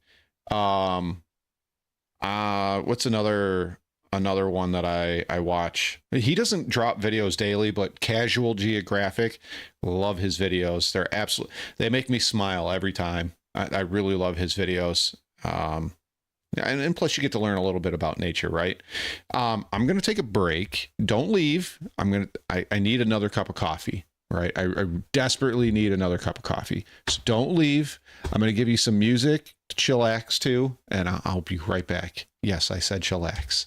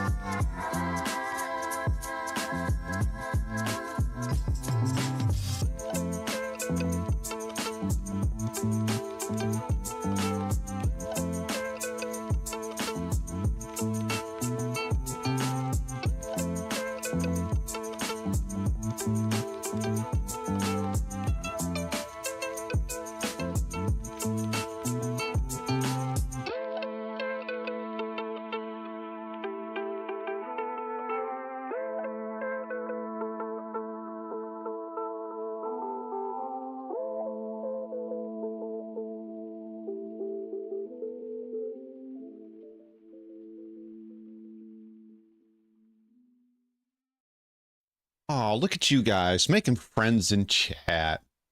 Has anybody played Spaceborne 2? That's another game I'm very, very interested in, and I'm waiting to get it when it's on sale. Is really what it is, and every time it's on sale, I just don't have the money for it. So, you know.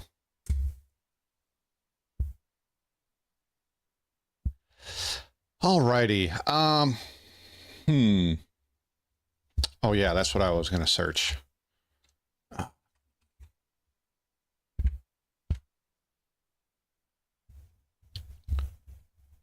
This is what we're gonna talk about next.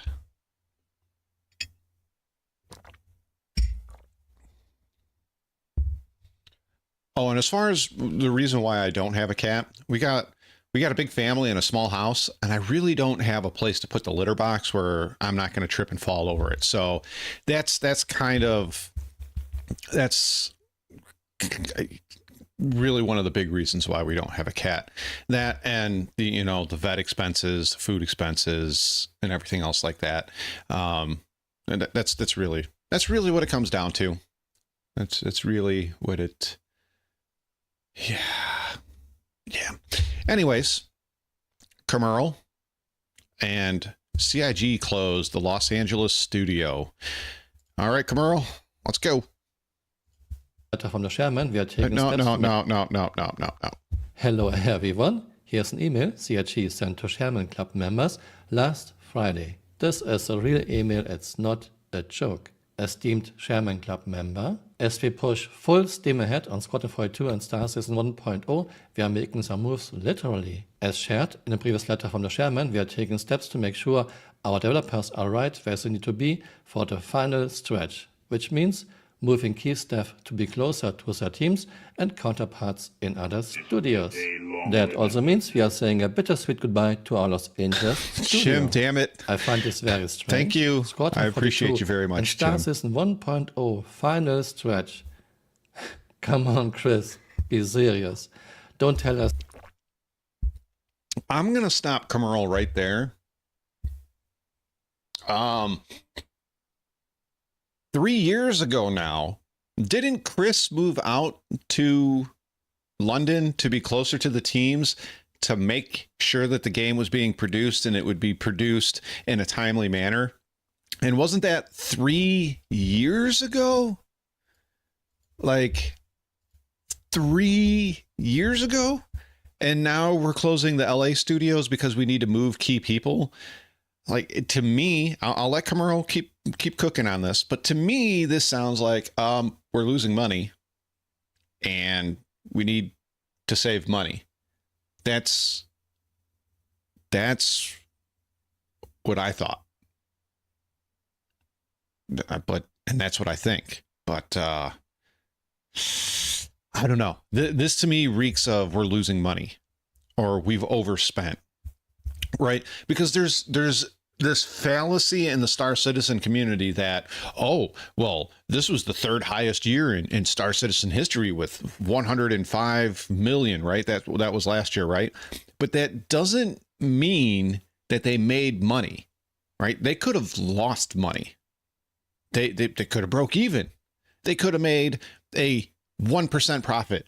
We don't know because they haven't released the financials for 2023, they still haven't, then they've not released the financials for 2024, right? So this, to me, without having those numbers, reeks of we've overspent and we need to start shutting shit down, right? As we are getting any of this anytime. Yeah, he spent to celebrate thousands on everything those our offices. Inter Studio brought to the project, we are gifting all members of the Shamans Club a special piece of our history, an in-game replica of the constellation artwork that hung above Chris Roberts' desk for so many Yeah, years. in-game. Yeah, thanks. Are Thanks, you man. for real, Chris?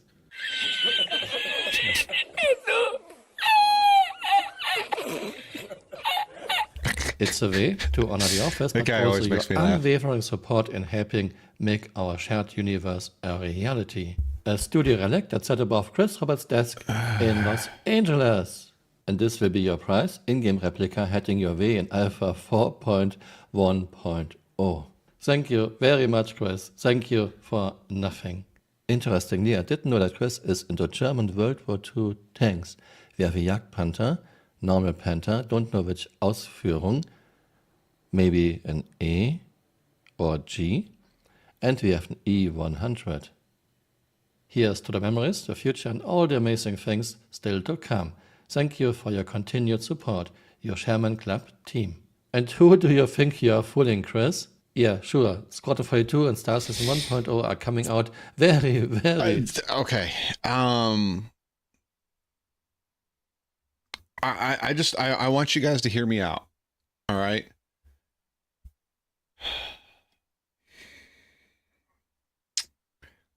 At the end of 2024, we had a Citizen Con. And in that Citizen Con, they said 12 to 18 months until a 1.0, right? I laughed and said, there's no way. There is no way we are getting a 1.0 in 12 to 18 months, right? They didn't even deliver. They hadn't even delivered on stuff that was in 2022, right? Or 2021. And I'll give you one example of that. I'll give you just one example. All right. I'm not going to go all the way to 2016 and be sandworm this, sandworm that, and explosive decomposition and scanning when you went into Area 18. I'm not going to even talk about that. I'm going to just give you one example of what hasn't been added since 2021. All right. And it's very simple. It should be in, it should be done, but it's only half done. Okay. And that is EVA 2.0, right? Everybody went gaga over it. Everybody thinks it's the best thing in Star Citizen right now for traversing in between ships and whatnot, right? Don't get me wrong. Now, nobody talks about it anymore, but here's the problem, okay?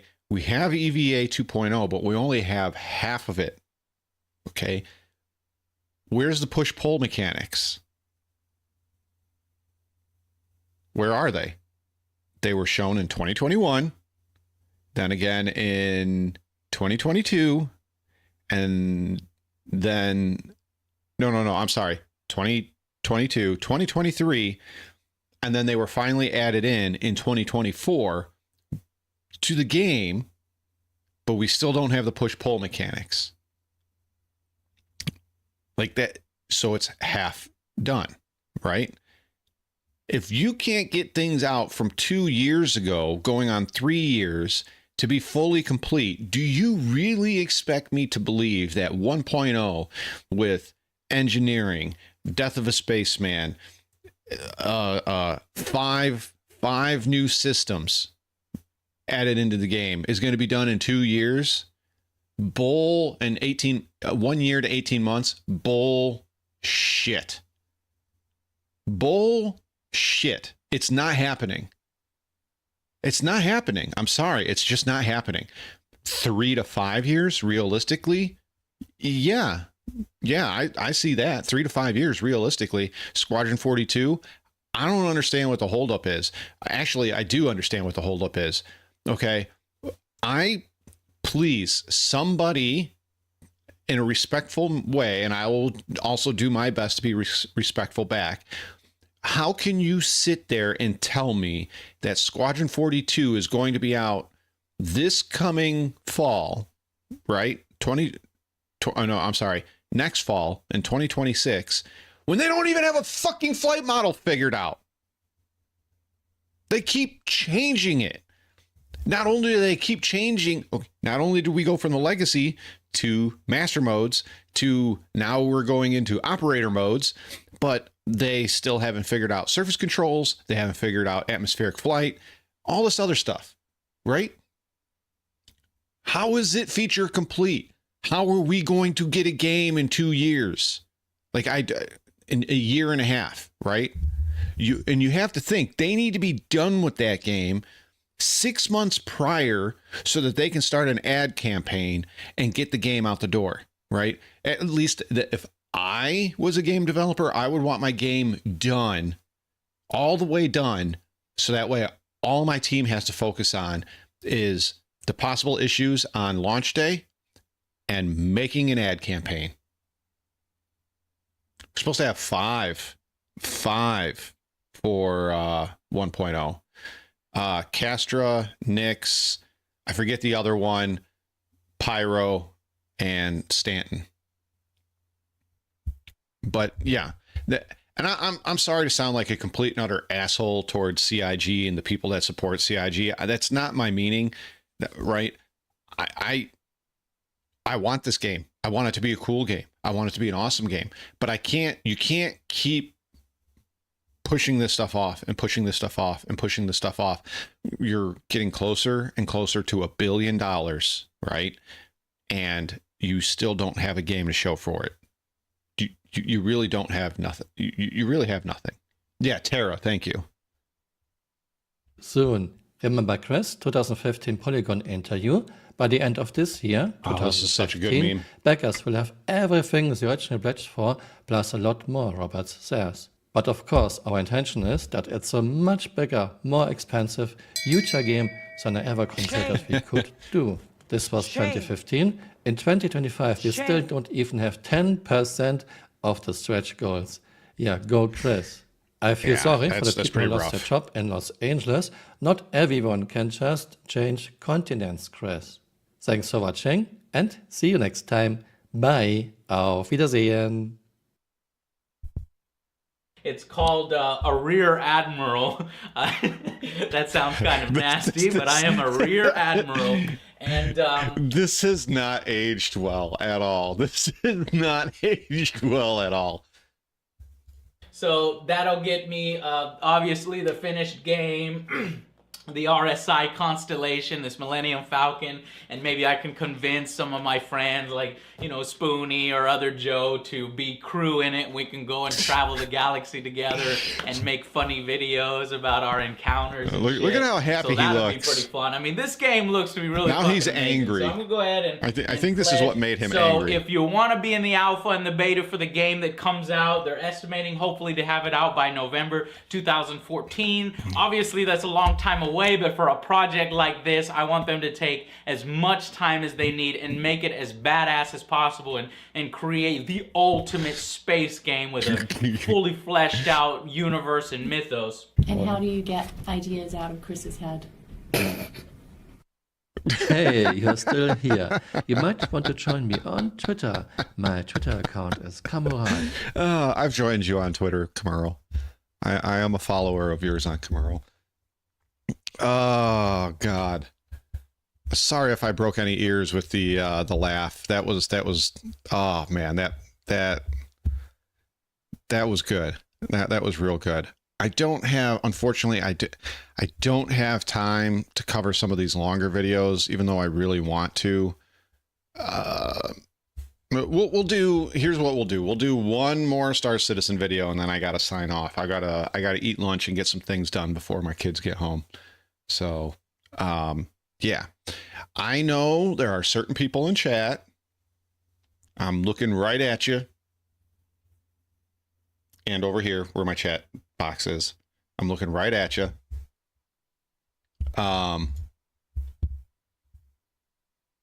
You guys one of you guys is probably super hyped about it. Super hyped about it. So Dead Leader and the Combat Atlas. Why is this starting here? No. Dead Leader. Well, surprise, surprise. But it turns out in Wickelow's Emporium, look what popped in on today's 4.1 patch. It is a proper Titan suit or a combat. You know, my 20-ton Wasp from BattleTech would squish that thing like a bug. Just saying. And 20-ton is the lightest mech that you can have in the BattleTech universe. My 20-ton Wasp or Stinger would step on that thing and destroy it. But I gotta admit, though, I can't spin it. I don't like the look of it at all. Like, I think the Atlas Geo, I think it is. Atlas Geo looks better than this. This kind of looks like, I don't know. This looks kind of shitty. That's ATLS. So we've got these two big Shadowcat ship weapons on here. I mean, they look like a size 1. So a couple size 1 guns. Obviously, I mean, they would be from the ground. You wouldn't be like shooting many things out of the sky. I imagine this is sort of like, ground to ground combat. As you can see, they both have the little shields sort of on the side, sort of protecting the body. And you've got this main shield over the cabin here of the ATLS. Except the front is totally exposed. I have a feeling it's not going to work, but you just snipe somebody's face right through there. I don't know. This does not look like what I was expecting a combat Atlas to be. Like, this does not look anything I imagined the combat Atlas to be. But like I said, even with this exposed, I don't think it's going to work where you can just fire a shot right through here and kill the pilot. It should be a skill-based thing, but I have a feeling there'll be an invisible force field here. Beefier than before. But let's just take a little close look around and see if we can't see anything. Like a blast shield should come down and it should be all digital. Telling from this, really. I mean, God knows how close. This must maybe like someone might just have this that they mocked up. No, they're size 1. I think repeaters. They all know this is what we want. Or yeah, they're size 1 repeaters. We actually are getting in 4.1, or maybe even through this Wickelow's Emporium quest line. But yeah, let's take a look. So we got some numbers on the side. 8. That one chance like a joint. This looks like, honestly, a grenade exactly like one railgun shot, and this thing is in big trouble. I was hoping on the back that we might see some like boosters. It needs jetpacks capability, but there doesn't seem to be anything there. Like, honestly, if you want this thing to be like, see, because it looks the way it looks and it doesn't look durable. Now, I could be totally wrong, and maybe it is durable, but it should have a jump pack on it, like the Geo, right? I'm honestly like really disappointed in this right now, because Cosmic's been looking forward to this forever, and while I'm not somebody that's super into mechs in Star Citizen, when the Atlas what was the first Atlas called? Somebody help me out here. Somebody help me out here. What was the first Atlas called? The one with the tractor beam on it? Anyways, when that one came out, I was like, okay, I could see a combat Atlas.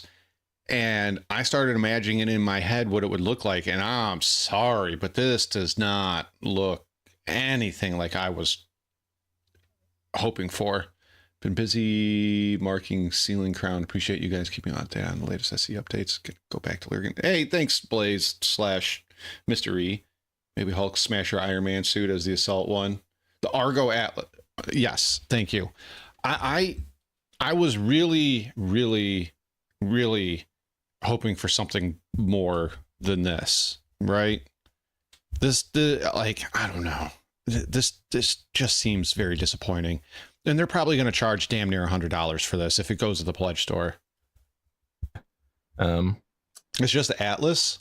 There might be something going on back here, but I imagine that would probably just be, sort of battery component sort of housing. It doesn't really seem like it needs a jump pack. All right, got some little flared joints here, but we're seeing if anything. Oh, these could potentially be okay. Actually, no, these could be little jets that just aren't in yet. Like this looks like this model doesn't have quite all the things sort of attached to it, so it is an early model, clearly. I mean, who knows if it's even going to be like these weapons or the not, Geo these types of ship weapons. actually looks fun. I imagine of the jump hopefully pack. these will be, changeable. It would be kind of silly if you couldn't. If it was me, I'd put a size 1 ballistic cannon or Gatling on one, and then I would I would have either a size 1 energy repeater or cannon on the other. That's how I would do it. It'd be nice to be able to change these to ballistic weapons or whatever. I would do 1 and 1. No idea. That's how I would do it. Really can't tell if there's going to be any shielding on here. Hey, like the other ATLSs don't have shields. Just got like a health bar. Okay. If this thing had shields, right? Now, let's say that backpack was shields. That I could get behind if it didn't have the jump backpack. If it had shields, I'd be okay with that. But if it doesn't have shields, it needs a jump backpack. I wonder, can we see any kind of there might be some other extra. I don't know, Jim. Just make the Atlas an Atlas. Save the mods. Yeah, that's not a bad idea. I wonder wow, if there's going to be like a screen on there to be able to see around it, or if we're going to have like limited vision while using it. It's probably going to be limited vision. I mean, this is something that I think there should be a screen. For. Like it should fully encase you, and it should be a digital screen. Just a backwards label. Yeah, okay. Keep moving. Moving parts. Keep hands clear during operation. Yeah, good advice. Emergency override. I'm used to seeing those stickers. They're all over my workplace. This is a pinch point. This is a pinch point. This is a pinch point. Warning, pinch point. No gloves in this area. Please remove gloves while working in this area. This is a pinch point. Sorry. Lock, pull to release. Oh. Yeah, I would not pay cash for it this. Seems like there might be some ways, to unlock these. I'm sorry, this is just through here. ugly. To have some sort of animation. So it's got like override and lock and power stuff. Like this could be like the mags essentially for this. We can really discern. I don't know. This looks like just a really bad forklift. I don't know how else to describe it. It looks like a really old, bad forklift. I like, this is bad, man. This is really bad. Like, even in the 70s, the guys that made Star Wars, ILM, before they were ILM, they used freaking models and smashed them and rebuilt them and got some of the iconic spaceships that we got from broken models. And this is the best you could get. Man, I'm really disappointed in this. I thought this was going to be a lot better. From this, other than the shields and the guns, but I mean, it looks pretty good. I can't wait. The alien thing looks better, jump in even with the forklift claws. And I'm here for all that sort of. It looks better. Yeah. This does not look good. This does not look good at all. Just currently sitting in Wicklow's Emporium in 4.1. Let me know in the comments below. What do you reckon? Are we going to get this in the game in 4.1? Is it going to be something we can get from a Wicklow, or is this just they're just messing around and someone thought they'd be cheeky and chuck this early model in here? I don't know, but I hope it's a sign that it's actually coming, because it looks nice. Dad, look, Dad, I love you, man, but how in all seriousness could you say that? How in all seriousness could you say that this looks good? I'm sorry, but it looks like ass. Looks like ass. Looks like ass. This does not look good at all. looks terrible.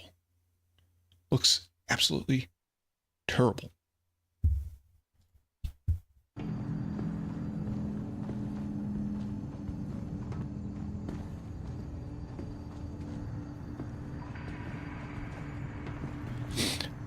gonna kill the pilot by getting behind it and shooting him in the legs.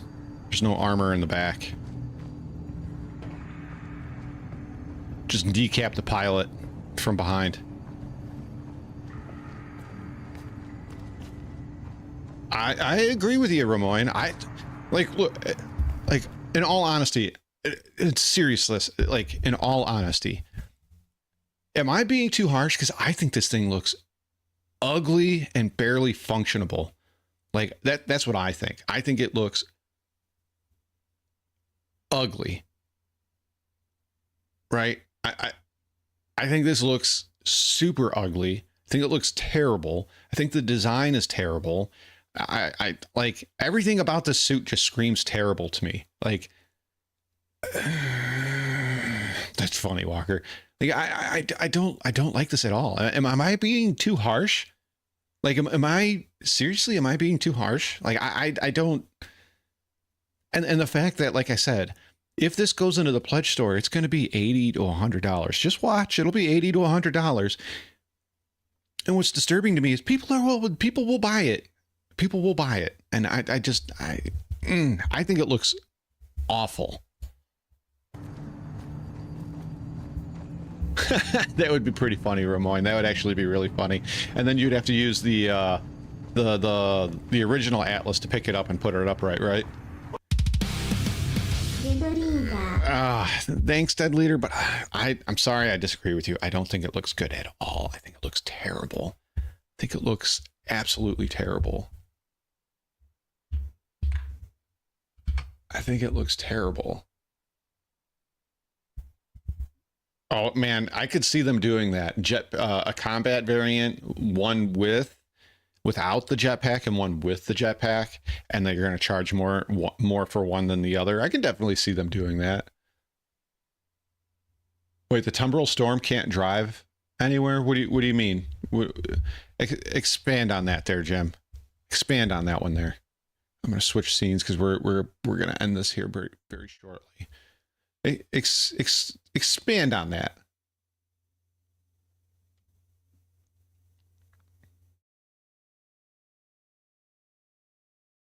You bought both storms. Peeps go apeshit over the mechs. I mean, look, I don't like the mechs in Star Citizen. Really, the terrain, the rocks, small hills it gets stuck on, that sucks. That sucks. I'd be more hyped for like roads were supposed to be in the 4.0 release. A lot of people forget that. They showed a year ago and 2 years ago roads in 4.0 on Pyro, and how they spent all this time and all creating all these new tools to put roads in Pyro, and there's not a single fucking road anywhere in that system.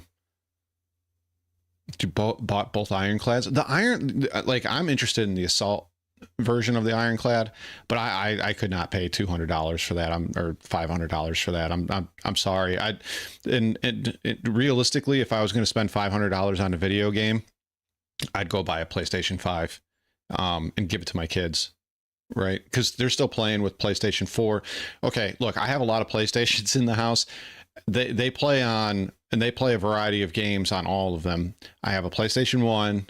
I have two PlayStation 2s, two PlayStation 3s, a PlayStation 4, a Nintendo Switch, and yeah, and they don't play them every day, but they play them kind of frequently, right? The new big thing in the house right now is Guitar Hero. They've been playing a lot of Guitar Hero. So, and I mean, it's not real instruments, but they're having fun. One of my daughters, she plays a bunch of instruments now.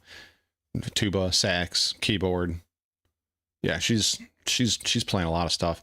And both my oldest and, well, they're all pretty good. They're all pretty talented artistically, but my oldest and second oldest are really, really, really talented artists, and they draw way better than me. Their mom is a pretty talented artist, and they draw way better than her now too. It's pretty crazy. The 8 mechs are exoskeletons. This one is a trigger fish played on the community. If real, then people will be stupid enough to buy it from the pledge store.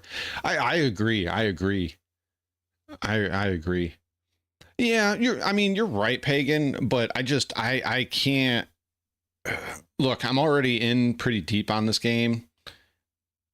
And once again, not all of it was my money that went into it, and a lot of, more than half I gave back in those 3 giveaways. So it's not like I've spent, because I'm almost up to concierge, but I only have a couple of ships because, like I said, I took all those YouTube membership funds and bought ships and then gave them back to the community. So that's the only reason why I'm even close to concierge. Yeah, that's it. That's really it. That's really it. Oh, you know what? We can do one more. And then I gotta go, unfortunately. But we'll do a quick one. This one is by Viva La Dirt, and it's expensive cosmetics in games suck. All right, let's do this one. And then I gotta go. Need bread for the dungeon? No? Okay, sweet. Hey! Oh, hey, Brett. Hey, Brett. Did you guys see what they're selling in the store today? Oh, I don't really check the store that often. What was it? They're selling a golden axe for $60. So you mean $6? No, 60, look, here. They're $60. Oh, what the hell? That's nothing. Have you guys seen how much they're charging for armor these days? $60 is not nothing, Ben. Oh, I know, but just check out how much they're charging for cosmetics these days. Like Northern Ice armor. $150, and that's purely cosmetic, nothing else. What the hell? We are in a cost of living crisis at the moment, and they think they can drain people's savings for that shit? It's disgusting, it really is. Who's going to buy it? Tip of the iceberg, though. Rowan's going to come in.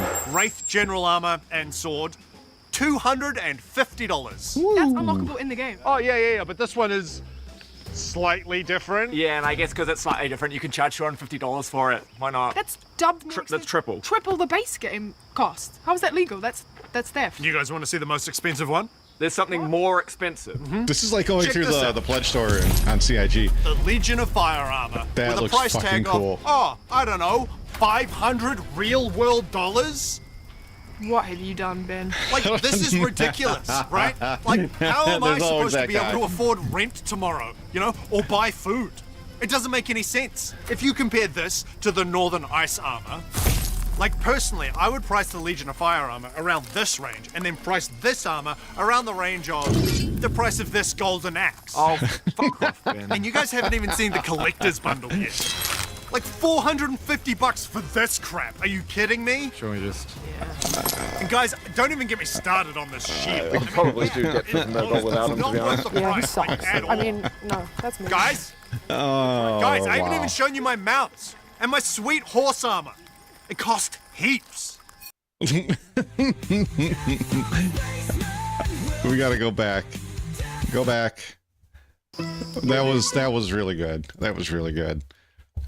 Everybody's got a friend like that, right? Everybody's got a friend like that. What game was it that I was playing? I don't remember what game it was that I was playing, but they had a bunch of cosmetics that you could buy in game. And I remember we both started playing at the same time, and we had relatively the same hours because we worked at the same grocery store. This was, by the way, like 10 or 15 years ago. And, I had something to do over the weekend, so I couldn't play. And I come back, Monday or Tuesday, and after a shift of work, I log on, and he's like, oh, look at this. And he had, I don't know if he got bored because I wasn't around and we weren't questing or whatever, but he had like every single goddamn skin you could buy in the video game. It was crazy. He probably spent, at that time, it was probably like $200 easy on this game. It was crazy. It was absolutely crazy. I couldn't do something like that, right? So like for example, Marvel Rivals, which I haven't played in like a week and a half now. I spent $10 when season 0 came out, and it comes with sort of a battle pass type thing, right? And you get all kinds of skins for the characters as you work through the battle pass. But here's the thing, the battle pass just doesn't suddenly end when the season ends. It stays. So if you didn't finish it, you can finish it, right? So it's not a big deal. And it was that one was $5. The next season came out, season 1. So there's season 0 and then season 1. I bought season 1 for $10 and I got a whole bunch of fucking skins, right? Super cool. Enjoy it. And that's about as much money as I'm going to spend on the game. Right? If another season comes out, I'm probably not going to spend well, I know there is another season. I'm probably not going to spend $10 on it. Right? I'm just not. It's a really cool game and I enjoy it, but it's $15 from me. It doesn't need any more money. They're making $1 billion a month right now as it is. They don't need any more money from me. So what? I have some of the original skins that the game launched with that other people will eventually not have in a year or so from now. And hey, that'll make me feel important. No, I'm just kidding. I did it because I liked the skins and I wanted some extra skins other than the base ones. That's it. That is the only reason why I did it at all. But yeah. So guys, we have unfortunately reached the end, and I must go. The season sales concept, I do too. And the only reason why I bought the battle passes, Blaze, is just because I enjoyed the game and I was having fun with it, and that's it. But I wasn't going to keep, I'm not going to keep buying them. That's it. I'm not buying them over and over. I'm not doing it. Twice was enough. It was fun. I have some cool skins. That's it. I'm not doing it again. But guys, I got to go. I got some things I got to take care of. As I said, I have a guest coming on. I'm going to be doing an interview with. It's not going to be live. It's going to be recorded. The guest preferred it that way. And that's how we're going to do it. And I will get that out to you guys Friday or Saturday. Okay, so keep an eye out for it. If it runs longer than an hour, I'll create a part 1 and a part 2. And I'll just release them 2 days apart from each other. But anyways, you guys, thank you for showing up. Thank you for showing the love. Jim, thank you super, a lot. That was really cool of you. And thank you all for hitting the like button, just coming by, saying hi. Really appreciate you. You guys all have a great one. And I promise this weekend, you'll get more than talking head streams from me. You'll get an actual gameplay stream. I promise. Yesterday was supposed to be that. That didn't happen. But this weekend, I promise there will be some actual gameplay streams. I promise you. All right, guys, you have a good one. Take care. And so long. Thanks for all the fish. And